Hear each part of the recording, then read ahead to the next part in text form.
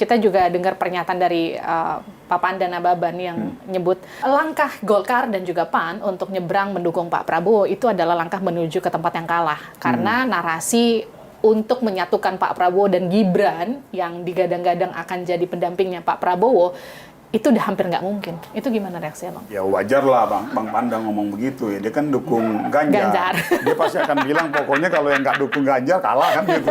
Ya ini kan, itu kan pasti ngomong begitu. Kan nggak mungkin dia bilang, wah itu Pak Prabowo peluangnya lebih bagus daripada Karena Ganjar. Pak Panda tuh menekankan bahwa narasi untuk Prabowo bersanding sama Gibran yang sebetulnya menjadi misi rahasianya koalisi yang baru tergabung ini, itu udah hampir nggak mungkin. Gitu. Ya. Kenapa dia harus mengatakan bersandingnya dengan Gibran? Kan belum tentu. Itu kan gini. Ya namanya dalam era demokrasi ya, orang menyodorkan pilihan-pilihan gitu.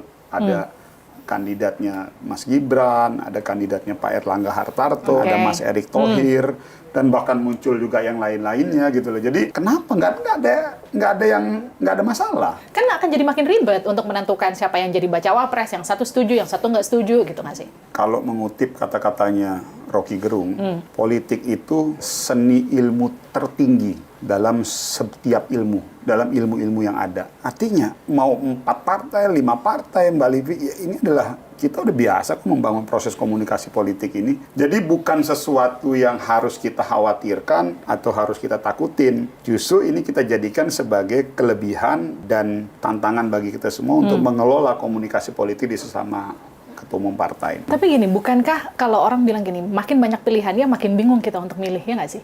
Jadi Pak Prabowo nih, dia dihadapkan dengan beberapa pilihan-pilihan, malah bagus. Kita bisa breakdown masing-masing plus minusnya apa, kelebihannya apa, kekurangannya apa, bla bla bla.